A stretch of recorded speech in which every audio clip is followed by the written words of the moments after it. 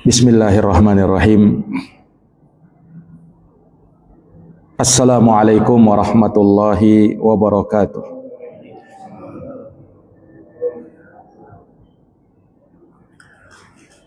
Alhamdulillah. Alhamdulillahi rabbil alamin.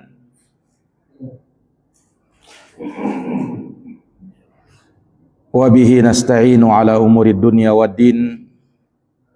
Ashhadu an la ilaha illallah wahdahu la syarika lah,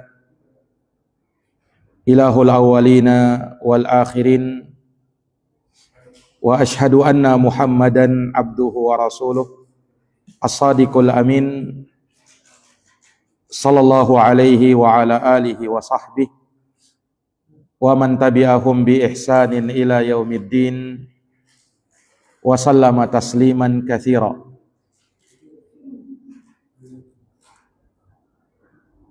Allahumma inna nas'aluka ilman nafi'a wa rizqan tayyiba wa amalan mutaqabbala.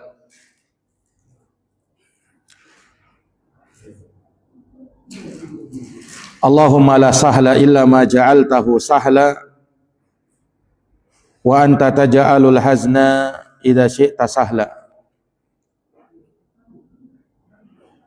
Rabbi shrah li sadri wa yassir li amri wahlul 'uqdatan min lisani yafqahu qawli.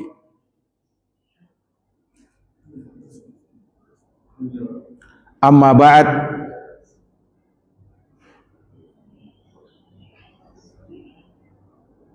Ma'asyaral muslimin wal muslimat, hadirin wal hadirat, Bapak Ibu, saudara-saudari, jamaah salat subuh yang dirahmati dan dimuliakan oleh Allah Subhanahu wa taala. Alhamdulillah, pertama dan utama sekali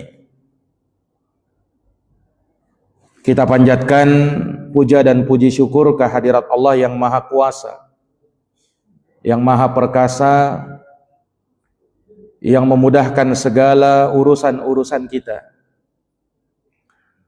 Salawat beserta taslim semoga senantiasa tercurahkan kepada Nabi termulia, Nabi teragung Muhammad bin Abdullah sallallahu alaihi wasallam, kepada keluarganya, para sahabatnya, serta umatnya yang senantiasa meniti jalannya sampai hari kiamat. Kaum muslimin dan muslimat, hadirin wal hadirat, jamaah yang dirahmati oleh Allah. Pada hari yang mulia ini, di bulan Muharram ini, kita banyak bersyukur kepada Allah Subhanahu wa taala karena telah memudahkan kita untuk selalu dan senantiasa beribadah kepadanya. Di saat ada sebagian manusia, sebahagian kaum muslimin yang mungkin tidak dimudahkan untuk urusan ibadahnya, maka Allah Subhanahu wa taala memilih kita untuk menjadi hamba-hamba yang senantiasa ingat kepadanya. Dan ketahuilah bahwa dengan mengingat Allah Subhanahu wa taala itu akan mendatangkan ketenangan dan ketentraman di dalam jiwa. Sesuai dengan firman Allah Subhanahu wa taala, ala bidzikrillahi tatma'innul qulub. Ketahuilah dengan berzikir kepada Allah, hati akan menjadi tenang. Oleh karenanya, dengan adanya upaya untuk senantiasa berzikir kepada Allah, ingat kepada Allah, ini dari hal yang senantiasa kita upayakan dan terus kita ingatkan diri kita darinya. Karena dengan mengingat Allah itu adalah hal yang paling bermanfaat dalam hidup kita. Allah berfirman, "Fadzakir fa inna dzikra tanfa'ul mu'minin." Berilah peringatan, karena peringatan itu bermanfaat bagi orang-orang yang beriman. Kita diingatkan dengan Allah, dengan ayat-ayat Allah. Ini dari perkara-perkara yang akan membangkitkan keimanan kita kepadanya. Maka di pagi hari yang berbahagia ini, melanjutkan pembahasan dari tafsir suratul Asr, di mana kita telah sampai pada penghujung ayat firman Allah Subhanahu wa taala, illal ladzina amanu wa amilus shalihat wa tawassaw bil haqq wa tawassaw bis sabr. Mereka yang diperkecualikan dalam ayat ini, yang beruntung, yang selamat dari kerugian pasti menimpa mereka. Sudah kita bahas golongan pertama dan golongan kedua, yaitu illal ladzina amanu wa amilus shalihat, kecuali orang-orang yang beriman dan beramal dengan amalan yang saleh. Dan amalan itu menjadi saleh ketika dilakukan ikhlas karena Allah dan sesuai tuntunan Rasulullah sallallahu alaihi wasallam. Kemudian Allah Subhanahu wa taala melanjutkan golongan yang ketiga. Allah nyatakan wa tawassaw bil haqq. Golongan ketiga adalah mereka yang saling wasiat mewasiati, saling berpesan-pesan untuk bisa menetapi kebenaran. Ditafsirkan oleh para ulama bahwa yang dimaksud dengan tawassaw bil haqq, mereka yang saling berwasiat, berpesan-pesan di dalam kebenaran adalah mereka yang berdakwah di jalan Allah. Mereka yang mengajak kepada agama Allah Subhanahu wa taala. Mereka yang menyeru kepada kebaikan, kebenaran. Mereka yang mengajak bukan hanya pada dirinya, tetapi kepada manusia yang lain agar menjadi lebih baik, agar mendatangi kebenaran, agar menetapi kebenaran, dan agar istiqamah di atas kebenaran dan kebaikan tersebut. Para jamaah yang dirahmati oleh Allah, berdakwah di jalan Allah itu bukanlah hanya tugas seorang da'i atau seorang ustadz, seorang ulama, tetapi berdakwah di jalan Allah adalah tugas kaum muslimin semuanya, sesuai dengan kemampuannya. Karena di dalam hadis Rasulullah menyatakan, ballighu anni walau ayah, sampaikan dariku walaupun hanya seayat. Berdakwah di jalan Allah tidak harus seseorang berbicara di podium besar atau di mimbar dihadiri oleh banyak orang. Berdakwah tidak harus seseorang yang berada di depan kemudian disaksikan oleh jamaahnya. Tetapi berdakwah itu intinya mengajak orang lain. Satu orang yang dia ajak, dua orang yang dia ajak kepada kebaikan, maka itu berdakwah. Itu sudah memenuhi apa yang menjadi tugasnya dan tanggung jawabnya sebagai seorang muslim, yaitu mengajak orang lain kepada kebaikan. Iya. Maka ini dari hal yang harus kita pahami, bahwa berdakwah itu bukanlah hanya tugas seorang alim, seorang yang berilmu, seorang ustadz, tetapi manakala kita mengajak orang lain kepada kebaikan, undangan-undangan kepada kebaikan, maka hakikatnya dia sudah berdakwah di jalan Allah. Iya. Dan ini adalah martabat yang ketiga. Setelah seseorang itu berilmu, kemudian beramal untuk dirinya, maka yang selanjutnya adalah berdakwah. Dengan amalan dia bisa menjadi saleh, dan dengan berdakwah dia akan menjadi muslih.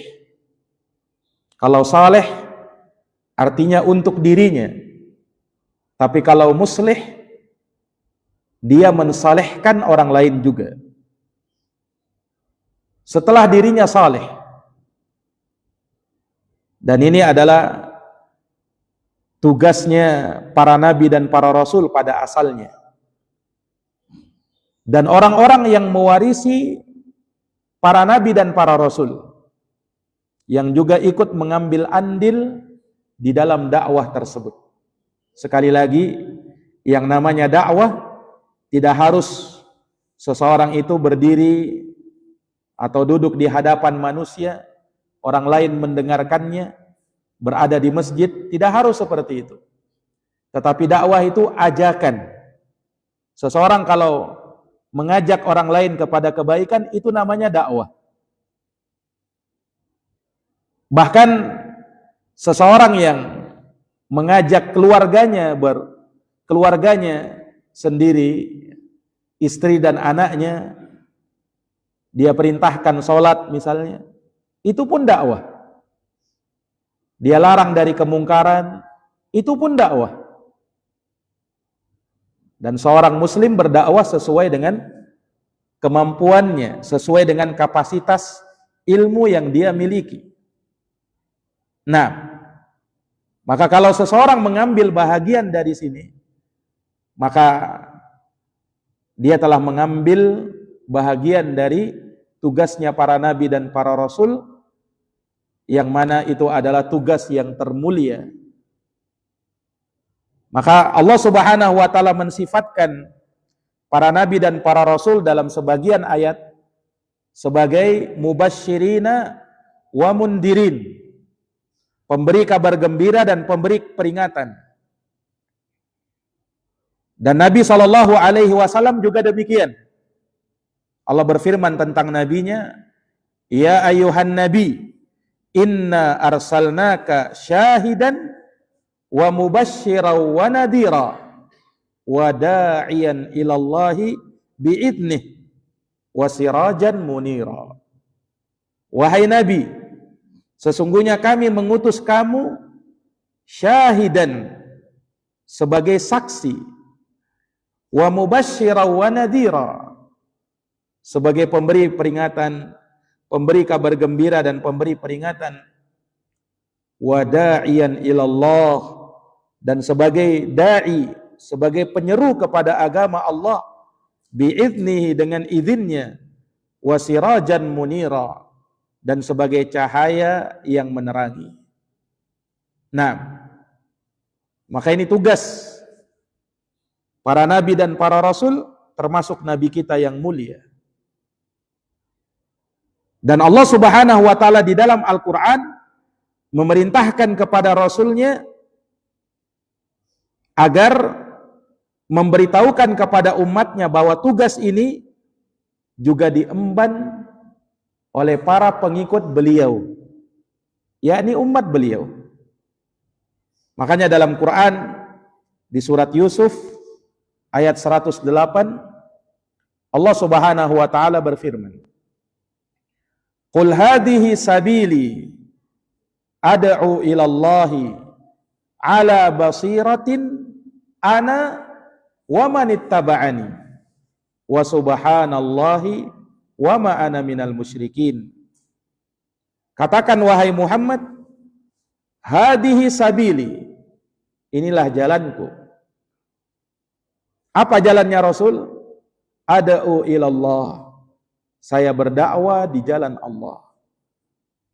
Saya berdakwah kepada agama Allah ala basiratin, dan dakwah saya itu dibangun di atas ilmu. Nah, ini menunjukkan bahwa seseorang yang berdakwah berdasarkan ini ayat, dia harus membangun dakwanya di atas basirah. Dan basirah itu kata Ibnu Abbas ay ala ilmin. Seseorang yang berdakwah dia harus berada di atas ilmu yang mapan, ilmu yang kuat, sampai disebut basirah.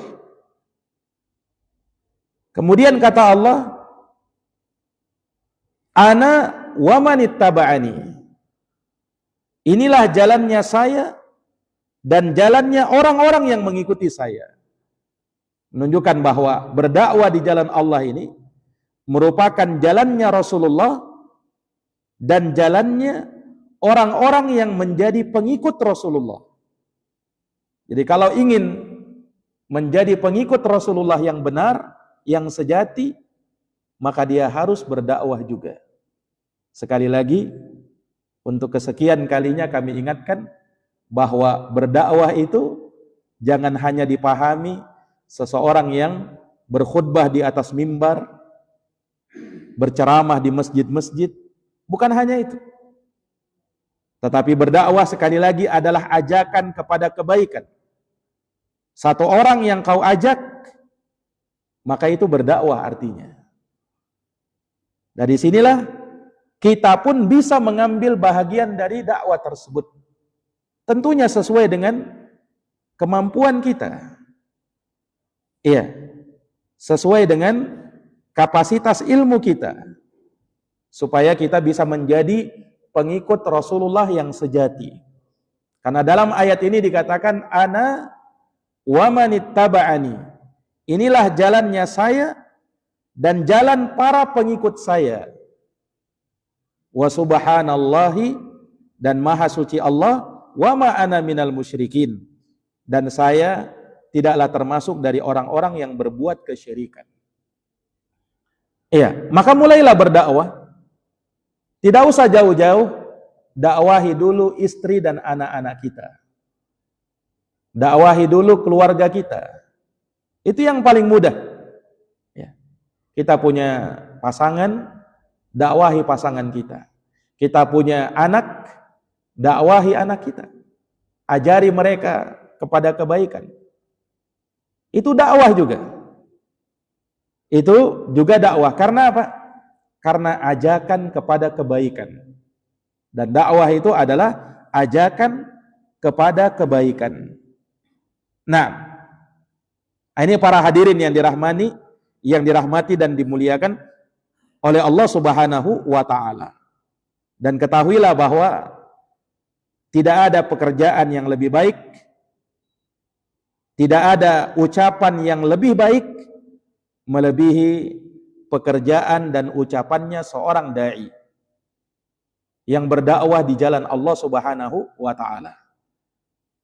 Inilah yang Allah sampaikan dalam Quran di surat Fussilat ayat 33.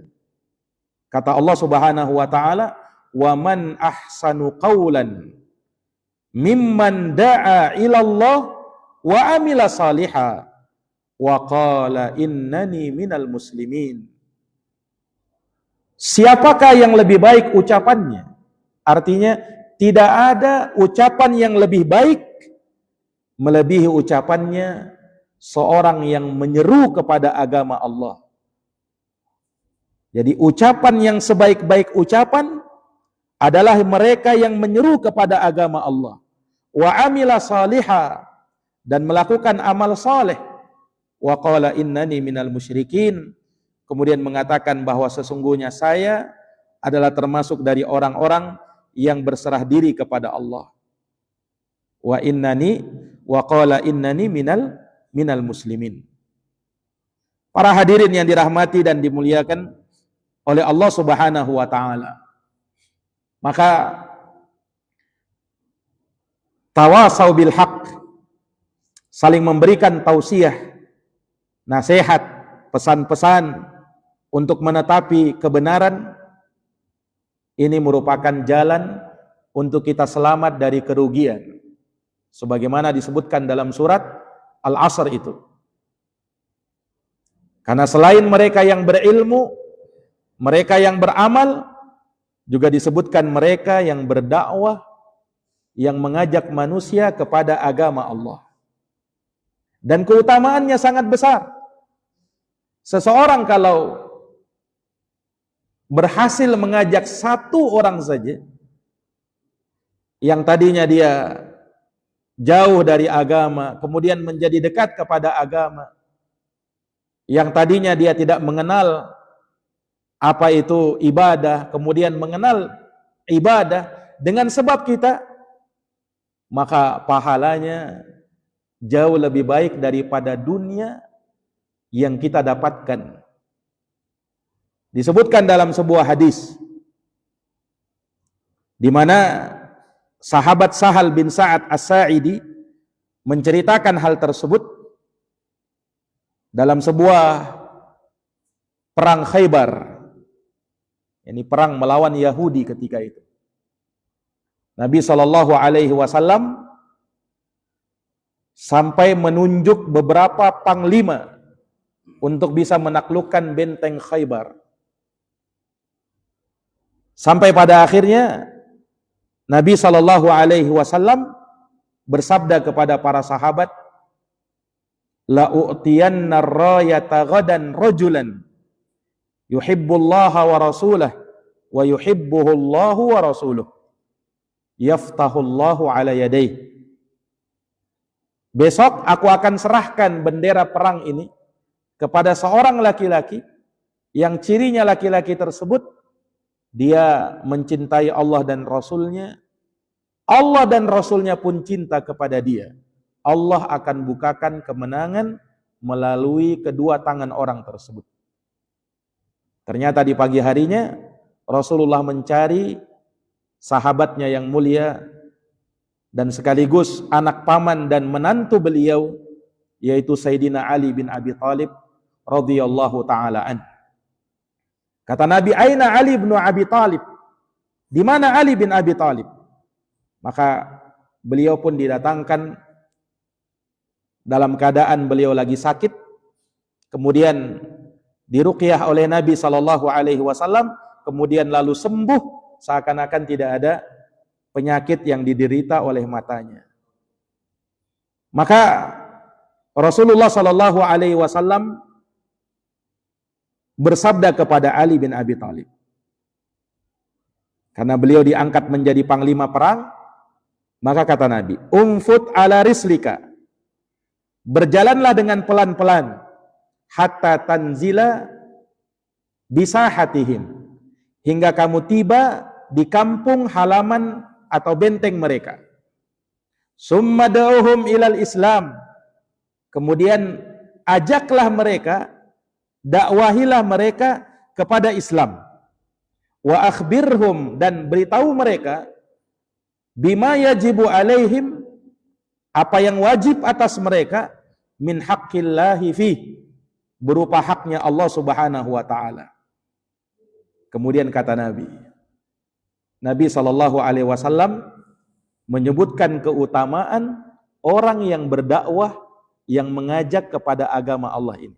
Kata baginda Nabi, "Fawallahi, demi Allah, la ayyahdiyallahu bika rajulan wahida," andaikan Allah memberikan hidayah kepada seorang saja disebabkan karena dirimu, ya, khairun laka, maka itu lebih baik bagi kamu, min humrin na'am, daripada onta merah. Onta merah ini adalah lambang kekayaan orang Arab di zaman dulu.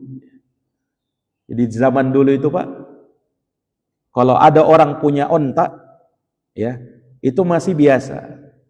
Tapi kalau ontanya onta merah, itu orang kaya luar biasa. Karena orang dulu kendaraannya itu ya, mereka punya keledai, mereka punya kuda, mereka punya onta. Bertingkat-tingkat juga. Kalau yang biasa itu ya mereka naiki keledai. Itu biasa itu. Kalau sekarang ya mungkin sepeda motor biasa. Tapi kalau sudah onta, sudah naik mobil misalnya. Tapi kalau ontanya onta merah, mobilnya bukan mobil biasa, tapi mobil yang mewah, bahkan super mewah. Ya. Orang Arab kalau mereka bilang kendaraan yang mewah, mereka bilang humrun na'am, onta merah. Kata Nabi dalam hadits ini, andaikan kamu bisa memberikan petunjuk hidayah kepada seseorang, orang itu bisa mendapat hidayah petunjuk karena kamu mendakwahi dia, karena kamu mengajak dia, itu lebih baik daripada kau mendapatkan kendaraan mewah. Itu satu orang.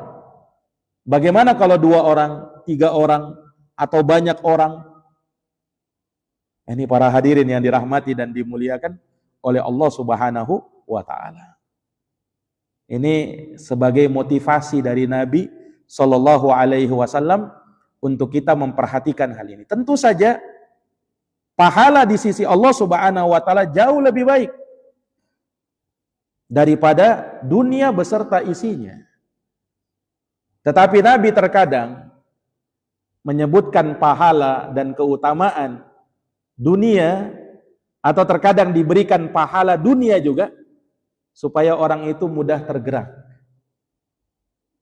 Karena beda terkadang kalau hanya disebutkan pahala akhirat dengan kalau disebutkan juga pahala dunia. Bedanya apa Ustadz? Beda karena kalau pahala akhirat itu tidak terlihat, Pak. Orang masih membayangkan, oh nanti begini saya dapat. Itu kalau pahala akhirat. Tapi kalau pahala dunia, artinya diberikan juga baginya dunia, oh seperti ini gambarannya, maka itu terkadang bisa memotivasi sebagian orang. Dan itu banyak Nabi Shallallahu Alaihi Wasallam sebutkan. Seperti juga ketika Nabi menyebut pahala orang yang menyambung silaturahim. Kata Nabi apa? Dipanjangkan umurnya, dilapangkan rezekinya. Itu kan dunia itu. Siapa kata Nabi yang mau dipanjangkan umurnya, dilapangkan rezekinya, sambung silaturahimnya. Orang kan akan tergerak. Kalau saya nyambung silaturahim, nanti rezeki saya bisa lapang. Umur saya nanti bisa panjang. Para jamaah yang dirahmati oleh Allah, Nabi sebutkan itu dalam rangka untuk memberi motivasi. Tentu pahala di akhirat jauh lebih baik lagi. Hanya karena belum kelihatan, ya, belum terlihat, sehingga terkadang sebagian orang menganggap itu ya biasa begitu.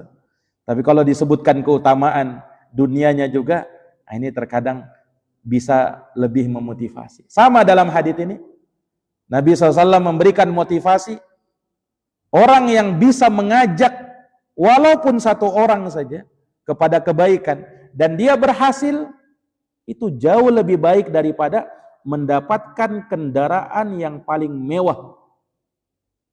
Kendaraan yang paling mewah, ya, dengan dia mengajak satu orang saja itu lebih baik. Para hadirin yang dirahmati dan dimuliakan oleh Allah Subhanahu wa Ta'ala. Maka ini menunjukkan betapa mulianya orang-orang yang mengajak kepada agama Allah Subhanahu wa Ta'ala tersebut. Nah, para jamaah yang dirahmati dan dimuliakan oleh Allah Subhanahu wa Ta'ala, hanya saja setelah kita pahami, setelah kita mengerti, setelah kita tahu akan mulianya orang-orang yang bisa mengajak manusia kepada agama Allah, ya, dengan sesuai kemampuannya, ya, sesuai kesanggupannya. Naam, maka hal yang perlu digarisbawahi, ini dari perkara yang penting, bahwa untuk mengajak kepada agama Allah Subhanahu wa taala, untuk berdakwah di jalan Allah Subhanahu wa taala, maka seorang harus membekali dirinya dengan ilmu. Iya, karena itulah yang Allah syaratkan dalam surat Yusuf tadi, ayat 108. Qul hadhihi sabili ad'u ilallahi ala basiratin.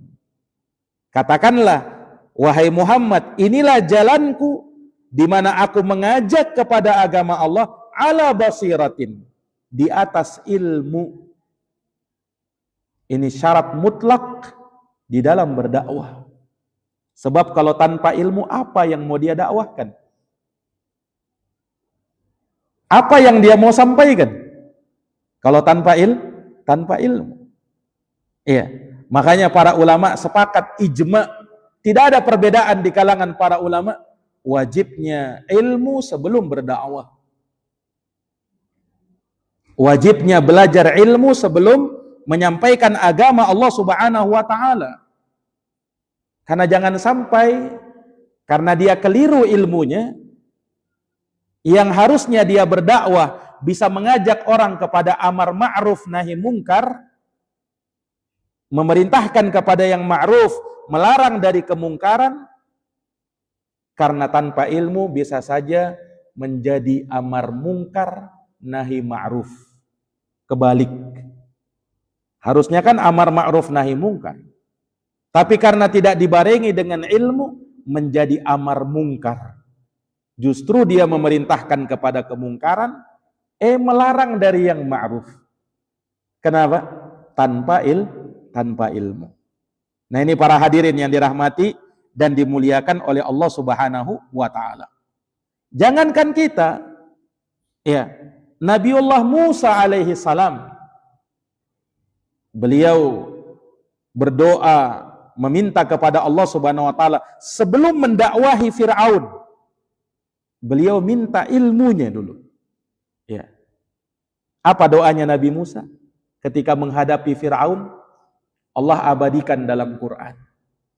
Rabbishrahli sadri wa yassirli amri wahlul uqdatan min lisani yafqahu qawli. Itu doanya Nabi Musa di saat menghadapi Fir'aun. Dan Nabi Musa itu, ya, seorang nabi ulul azmi, nabi Bani Israel yang paling utama, Nabi Musa. Allah bekali Nabi Musa dengan berbagai macam mukjizat untuk menguatkan beliau. Tapi bersamaan dengan itu, saat disuruh mendakwahi Fir'aun, idhaba ila fir'auna innahu tagha, pergilah kamu kepada Fir'aun, sesungguhnya dia itu melampaui batas. Wa qula lahu qawlan layyina la'allahu yatadhakkara aw yakhsha, dan ucapkanlah kepada Fir'aun, dakwahilah Fir'aun itu dengan lemah lembut, barangkali dia mau mengingat atau dia mau sadar. Dan Allah Subhanahu wa taala juga menjadikan saudara Nabi Musa, yaitu Nabiullah Harun, kakaknya Nabi Musa, ya, untuk menemani beliau. Cukup sampai di situ? Ternyata tidak. Beliau berdoa lagi sama Allah. Rabbishrahli sadri. Wahai Tuhanku, lapangkanlah dadaku. Minta supaya dada itu dilapangkan. Dan ini bekal seorang da'i, dia harus mempunyai dada yang betul-betul lapang, dada yang betul-betul luas. Kenapa? Karena yang namanya gangguan, yang namanya penolakan, itu akan terjadi. Kalau orang tidak punya dada yang lapang, dada yang luas, dia akan mudah baperan ketika dakwahnya ditolak atau ajakannya tidak diindahkan. Nah, seorang dai tidak boleh seperti itu. Tidak mudah surut semangatnya hanya gara-gara dia tidak diterima, ditolak. Coba perhatikan baginda Nabi SAW. Beliau contoh nyata bagi kita dalam dakwah itu. Sampai apa? 13 tahun di Mekah berdakwah, sampai pada akhirnya beliau harus terusir dari kota Mekah, tempat kelahiran beliau sendiri. 13 tahun di Mekah. Para jamaah yang dirahmati dan dimuliakan oleh Allah. Dan sampai harus beliau memilih berhijrah karena tidak lagi memungkinkan berdakwah di Mekah. Penolakan, cacian, makian, apa yang sudah didapatkan oleh Nabi? Beliau dituduh syair, tukang syair. Beliau dituduh sahir, tukang sihir. Beliau dituduh kahin, dukun. Beliau dituduh majnun, orang gila. Banyak tuduhan-tuduhan kepada Nabi. Padahal kurang apa lagi Nabi itu, Pak? Lembutnya luar biasa dalam dakwahnya, hikmahnya luar biasa dalam dakwahnya. Tapi tetap saja ada orang-orang yang menyakiti beliau. Nah, maka demikian juga seorang yang berdakwah itu tidak selalu jalannya mulus. Terkadang tidak diterima sama orang, ya. Bahkan mungkin saja ketika dia berdakwah kepada keluarganya kurang diterima sama keluarganya, sama istri dan anaknya bahkan. Terkadang. Makanya perlu apa? Dada yang lapang. Rabbi syrahli sadri. Wahai Tuhanku, ya, lapangkanlah dadaku. Kemudian apa? Wa yassirli amri. Mudahkan segala urusan-urusanku. Nah, ini kita meminta kepada Allah agar urusan kita mudah. Dimudahkan segala urusan. Itu bisa membantu kita dalam berdakwah. Kemudian wa yassirli amri wahlul 'uqdatam min lisani. Lepaskanlah belenggu yang ada di lisanku ini. Yafqahu qauli, supaya mereka paham ucapanku. Nah, karena ini yang jadi senjata Fir'aun sewaktu memusuhi Nabi Musa. Ya. Wala yakadu yubin, kata Fir'aun kepada Musa. Apakah saya yang lebih baik atau orang ini? Dia tunjuk Nabi Musa. Fir'aun bilang begitu. Atau ini orang yang kalau berbicara, bicaranya itu kurang jelas. Masih gagap-gagap. Sementara saya, bahasa saya fasih. Nah, Fir'aun berhujah, beralasan dengan ucapannya yang fasih, sementara Nabi Musa ucapannya masih gagap, masih belum terlalu jelas. Dia menjadikan bahwa hal itu menjadi tolak ukur, dia yang benar, Musa yang salah. Memang Pak, dalam sejarah itu, ya, Fir'aun itu orang yang pintar bersilat lidah. Fir'aun itu Pak. Pandai mengolah kata-kata. Orang itu kan bisa tersihir dengan kata-kata. Makanya kata baginda Nabi, inna minal bayani la sihra. Sesungguhnya di antara kata-kata, penjelasan orang, itu bisa menyihir orang lain. Ya kan? Orang bisa tersihir hanya dengan kata-kata. Nah, itulah keahliannya si Fir'aun itu. Pintar mengolah kata-kata Fir'aun itu, Pak. Nah, bayangkan pada saat tukang sihirnya kalah dalam kisah tukang sihir melawan Nabi Musa itu kan, tukang sihirnya Fir'aun, ya, menghadapi Nabi Musa, ya, dia sihir tali dan tongkat kecilnya berubah jadi ular, lalu Allah perintahkan Nabi Musa lemparkan tongkatnya jadi ular besar, sampai melahap, memakan, ya, sihir-sihir mereka tersebut, yang pada akhirnya tukang sihir Fir'aun menjadi apa? Taubat dan beriman. Fir'aun melihat begitu gimana kira-kira? Ya tentunya dia gelisah, ya kan? Tapi Fir'aun, lihat pandainya dia mengolah kata-kata. Karena itu dia saksikan oleh kaumnya. Ya, Fir'aun memfitnah Nabi Musa dan tukang sihirnya yang beriman tadi. Sesungguhnya kalian ini kan memang sudah bersekongkol. Kalian ini, ya tukang sihirnya tadi, kalian ini kan sebenarnya murid-muridnya Musa. Jadi dituduhnya tukang sihirnya yang tadi padahal melawan Nabi Musa, tapi pada saat mau beriman, ini kalian ini tukang sihir anak buahnya Musa sebenarnya. Murid-muridnya Musa sebenarnya. Musa itu adalah tukang sihirnya kalian sebenarnya. Gurunya kalian. Akhirnya orang pun percaya dengan Fir'aun. Oh benar rupanya. Subhanallah. Dia pintar mengolah kata-kata. Nah, makanya Musa berdoa seperti ini. Wahlul uqdatan min lisani yafqahu qawli. Ya Allah, lepaskan belenggu ikatan di lisanku supaya manusia itu paham dengan ucapanku. Jamaah yang dirahmati dan dimuliakan oleh Allah. Ini semua menggambarkan kepada kita wajibnya apa? Ilmu sebelum berdakwah di jalan Allah Subhanahu wa taala. Jamaah yang dirahmati dan dimuliakan oleh Allah. Kemudian ya, dari perkara yang harus diperhatikan ya, bahwa di dalam Al-Qur'an tidak ada satupun ayat di mana Nabi diperintahkan oleh Allah untuk meminta tambahan apapun yang namanya tambahan kecuali satu saja, Pak. Tambahan apa itu? Tambahan ilmu.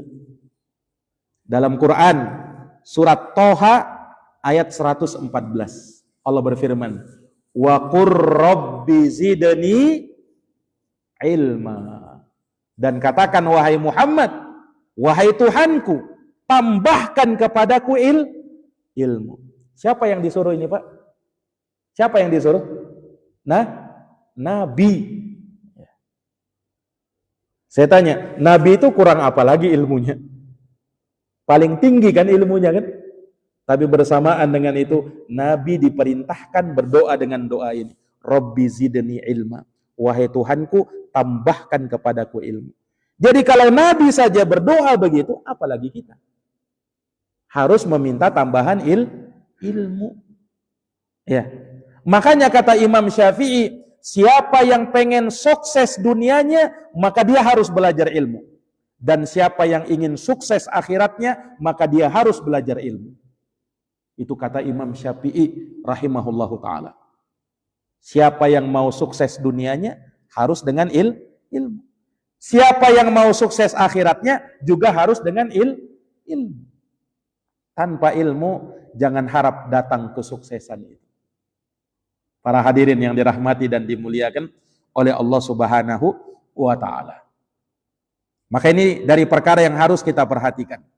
Kemudian berikutnya jamaah sekalian, ya, bersabar. Ini sebagai bekal seorang dai di jalan Allah Subhanahu wa taala. Kenapa? Karena ya seperti yang tadi kita sebutkan, gangguan demi gangguan, cobaan demi cobaan, tantangan itu ada. Maka seorang dai butuh apa? Butuh sabar di dalam dakwahnya ke jalan Allah Subhanahu wa taala.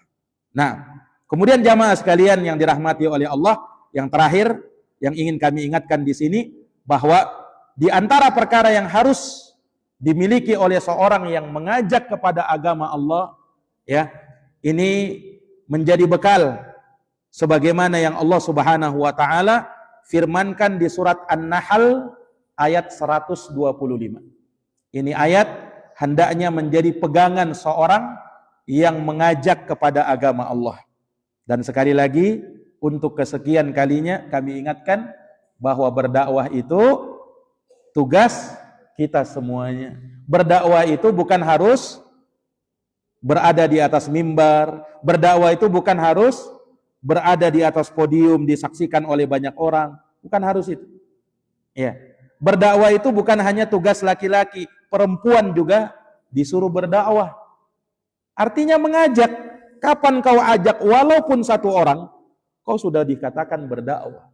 Kapan kau mengajak walaupun cuma istrimu, walaupun cuma suamimu, walaupun cuma anakmu, itu berdakwah. Dan kita mendapat pahala dari situ. Maka yang perlu dipegang ayat Quran surat An-Nahl 125.